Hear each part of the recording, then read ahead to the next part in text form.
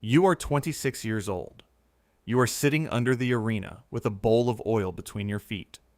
You work it into your hands, between the fingers, across the knuckles, slow, the way a dead man taught you when you were 18. Above you, thousands of people are chanting a name.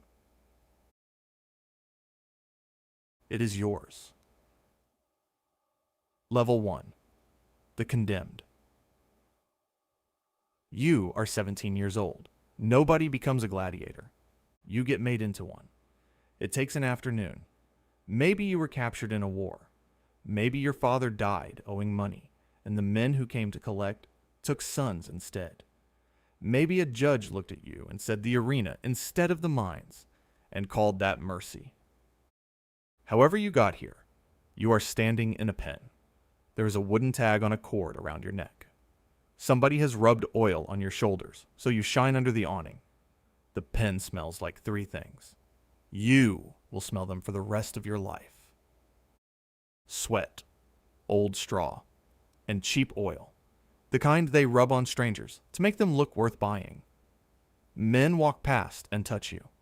Your shoulder, your jaw, the muscle above your knee. None of them are angry with you. That is the part you cannot understand at 17. Nobody here hates you. This is just work. This is just Tuesday. Then, they write a word next to your name. Infamis. Infamous. It is not an insult. It is a legal category, and it puts you with prostitutes, actors, and pimps. You cannot vote. You cannot inherit anything. You cannot take anyone to court, and nobody can take your side in one. If a citizen hits you in the street, no crime has happened, because there is no person there to wrong. You are 17 years old, and you have just been turned into property that breathes. A man buys you. His job title is lanista. Everyone in Rome looks down on him, including his own fighters. He is now the closest thing to a father you will have for 22 years. He does not look at your face. He looks at your shoulders. Then he pays. Level 2. The Novice. You are 18 years old. The school is a square. Cells on all 4 sides. A training yard in the middle. And in the center of that yard, a wooden post about as tall as a man. That post is called the palace. You will spend more time with it than with any human being you ever meet. Your practice sword is wood. It is heavier than a real one on purpose. Your practice shield is heavier too. You hit the post, you reset, you hit the post. A trainer walks the yard and fixes your feet. He fixes them by hitting them. They give you a fighting style, and you keep it forever. Maybe you are a murmillo, big shield, heavy helmet. Maybe a secutor, a smooth helmet shaped like an egg, with 2 small eye holes, built so a net cannot catch on it. You do not pick. They look at your body and match you to it, like matching an ox to a plow. Then comes the oath. You stand in the yard and say it out loud, in Latin, with other men saying it beside you. You agree to be burned, bound, beaten, and killed by the sword. Nobody tells you the oath is the easy part. The food is barley, boiled barley, 3 times a day with beans in it. Every day. Forever. There is a nickname for gladiators because of it. Hordieri. Barley men. There is a reason. Barley puts a layer of fat over the muscle. Fat makes a cut bleed a lot without reaching anything that matters. You are being fattened up, so your wounds look better. Your trainer is a freed fighter. He is about 35. He is missing 2 fingers on his left hand. In your first week, he shows you a bowl of oil. He tells you to work it into your palms before you pick up a weapon. Not for the skin, he says, for the hands, so they know something is coming. You will do that every day for the next 21 years. At the end of your first month, he says you are ready. You do not feel ready. Nobody asks. Level 3. The First Blood. You are 19 years old. There are two gates into an arena. Everyone in the building knows the difference. You go in through the gate of life. The other one is named after the goddess of funerals. That is the one they carry you out of. You step onto the sand and the noise hits your chest before it reaches your ears. That is the part nobody can explain to you first. A crowd that size is not a sound. It is pressure. You feel it against your ribs, like standing too close to a fire. The sand is not really sand. It is sand spread over a wooden floor. It has already been raked once today. Now here's the thing they told you at 18 that you did not believe. Most gladiators do not die in their fights. You cost money. Real money. If you die, your owner loses that money, and the man paying for the games has to cover it. A dead gladiator is a bill. So there are rules. There is a referee. Most fights end with one man raising a finger and the crowd deciding what happens next. You survive your first fight, and then you walk back through the gate of life with your hands shaking so hard you cannot get your helmet off. And you understand the thing that runs the next 12 years of your life. You are not going to die today. You are going to come back. That is worse. Level 4. The Survivor. You are 21 years old. Winning changes everything. Fast. You get a better cell. You get better food. There is meat now, sometimes. There is also a drink made from plant ash. It is bitter enough to make you gag, and they tell you it makes your bones stronger. They were right. 1800 years later, scientists testing gladiator bones from a cemetery at Ephesus will find the chemistry of exactly that kind of drink. The school has a doctor. He is not there for you. He is there for the investment. He is also very, very good. Roman military and arena doctors learned anatomy from wounds. A man opened up by a sword taught them things no book could. Everything Rome knows about the inside of the human body, it learned from bodies like yours. Your wounds get packed with honey and vinegar. It stings so badly, your eyes water, and you have to breathe through your teeth. It also works. The honey seals it. The vinegar keeps the rot out. And this is where the bill starts coming due. Nobody tells you the danger was never the killing blow. It is everything that adds up. A collarbone that healed slightly wrong. A shoulder that only turns so far and then stops. A knee that tells you when it is going to rain. Scar tissue on your forearm. Thick and shiny, with no feeling in it at all. When you touch it, it feels like touching somebody else. You are 21. Your body has started keeping a list you cannot pay off. You are also, finally, good at this. Level 5. The crowd's favorite. You are 23 years old. People are carving your name into walls. At Pompeii, they did it in wet plaster. A beginner named Marcus Attilius beat a man who had won 13 fights, and somebody was so shocked they scratched the score into a wall. The volcano buried it. It is still there. People write about you now the same way. Poets write verses about fighters. Emperors hand them property. Nero gave one of his favorites, a man called Spiculus, houses and estates. Actual land. The kind senators own. Your face is on things. Clay lamps, cups, little figures sold to children outside the arena on fight day. You have never seen a single coin from any of it. This level smells like perfume and crushed flowers. They throw them down when you win. They land in the sand. You walk out over petals with another man's blood on your shins. Here is the math you do at 23, lying awake at night. You are famous. People recognize you in the street who could not name their own local official. Women send you things. Rich men buy you wine. And you are still owned. You cannot leave the building you sleep in. You cannot marry anyone in any way that counts. You cannot hold money in your own name. Everything you have been given can be taken back in one afternoon by the man who bought you at 17. And none of it, not one piece of it, makes you less infamis. Nobody tells you that fame and freedom are different things.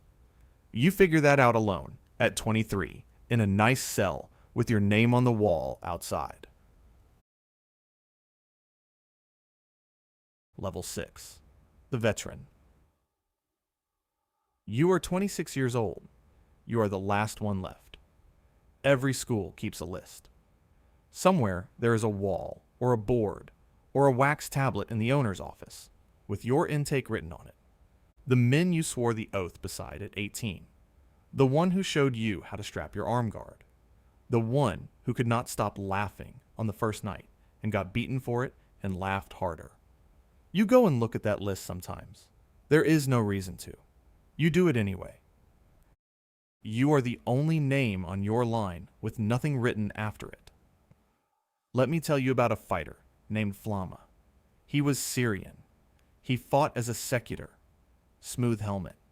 2 small eye holes. Built to hunt a man with a net. When he died, someone paid for a stone. The stone survived. And the stone has numbers on it. 34 fights. 21 wins. 9 draws. 4 losses. 4 times, Flamma lost. Which means 4 times he was flat on his back in the sand with another man's blade above him.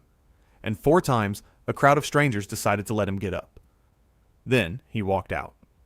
Washed, ate barley, slept, and went back to the post the next morning to train for the next one. He died at 30. You are 26. You do that subtraction without meaning to. Under every arena, there is a room where they strip the dead before disposal. It is a working room. It has a drain in the floor. You have carried men in there. You know where the door is. And here is the part you cannot explain to anyone who has not stood in an empty yard at dawn. You are good at this now. Genuinely good. 26 years old, 8 years in, and your hands know things you have never had to think about. You sit on the bench and work oil into your palms, and your hands stop shaking before your head does. They always did. Level 7. The First Sword. You are 28 years old. They call you Primus Palus, first post, first sword. Top-ranked fighter in the school. The owner puts your name last in the advertisement because the crowd reads the last name first. Everything gets better. The cell, the food, the way men speak to you. 17-year-olds with wooden tags still on their necks look at you the way you once looked at a man missing 2 fingers, and your odds get worse. That is the trap in the ladder, and nobody mentions it on the way up. At 18, they matched you against other beginners. At 28, they match you against the best fighter another school has. Because that is the fight people pay to see. The better you get, the better the man in front of you gets. Forever. Until one of you is not there. You notice something else now. Your hands learned on a wooden sword that was heavier than the real thing. The real thing feels light. Dangerously light. Like it might go further than you meant. 28 years old, and you are still fighting the muscle memory of a wooden post. Then the crowd starts doing something new. When you win, they do not just shout your name. Some of them shout for the wooden sword. The Rudies. The token that ends it. Discharge. Out. You hear it, and something in your chest reacts before you decide what you think about it. Nobody tells you that you will be afraid of it. Level 8. The Freed Man. You are 31 years old. Let me tell you a story from before you were born. The year 80. The Colosseum opens with 100 days of games. 2 fighters, Priscus and Varus, go at each other so evenly and for so long that neither can win, and neither will quit. The crowd will not let it end. The emperor watches the whole thing. Then he does something almost nobody has ever recorded. He gives them both the wooden sword. Same day. In front of everyone. A poet wrote it down. That is the only reason you have heard of two men who fought to a draw 50 years ago. That is the story every fighter in every school knows. Yours arrives on an ordinary afternoon. A piece of shaped wood gets put in your hand. You are told you are discharged. Men you have trained beside for 13 years put their hands on your shoulders. Now here's what nobody says on that afternoon. The wooden sword does not give you a house. It does not give you a trade, or a family, or a way to eat on the fourth day. It takes you off the school's books. It does not take infamis off your name. You are still barred from everything you were barred from at 17.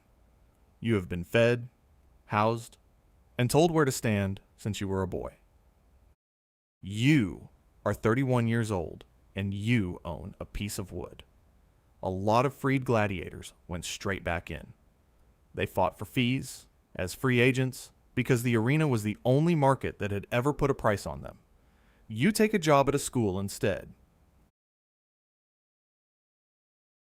Level 9. The trainer. You are 34 years old. You have become the man with the missing fingers. A school hires you as a trainer. You know one fighting style, the one they picked for your shoulders when you were 18.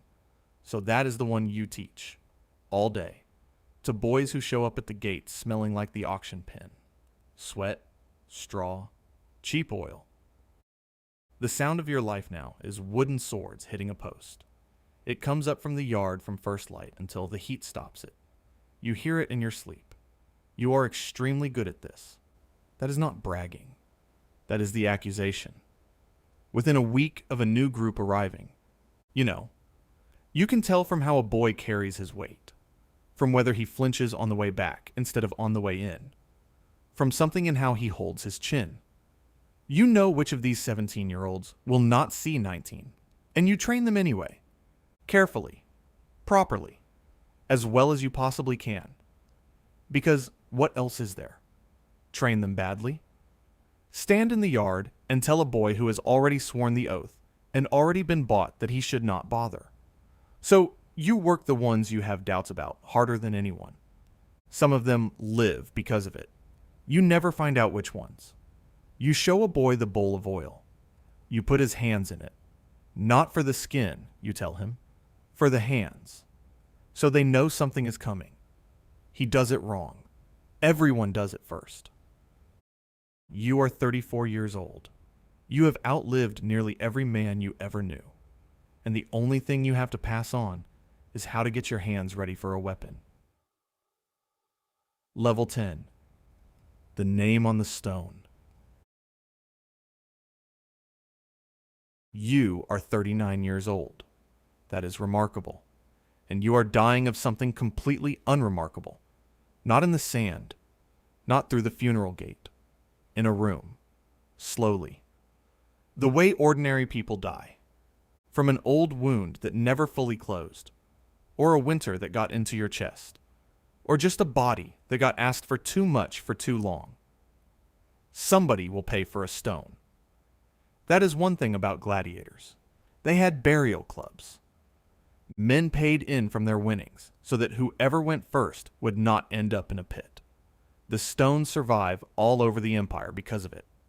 A wife paid for some. A fellow fighter paid for others. Flamma's stone was paid for by another gladiator. His name was Delicatus. The inscription calls Flamma his deserving comrade in arms. Your stone will list what you were and what you did. Your style, your fights, your wins, your age. It will not list anything else. And here's the thing about Flamma, seen properly. For hundreds of years, people have told his story wrong. They say he was offered his freedom 4 times and turned it down, that he loved the arena that much.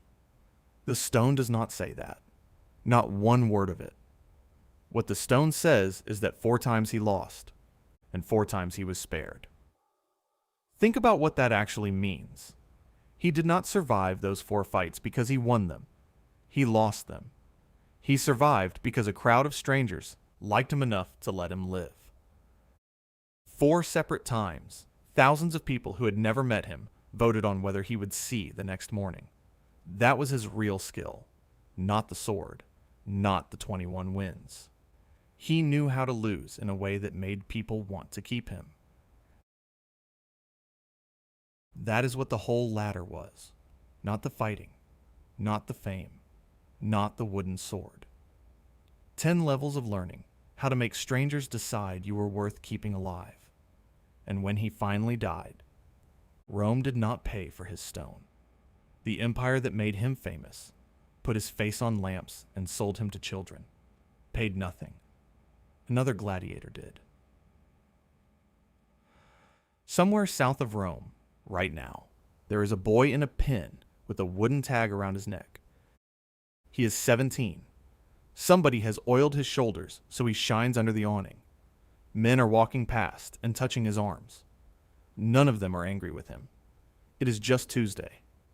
In about a month, a man with 2 fingers missing will show him a bowl of oil and tell him to work it into his palms. Not for the skin, for the hands. He will do it wrong. Everyone does it first. He has no idea what he agreed to. He will find out. They always do.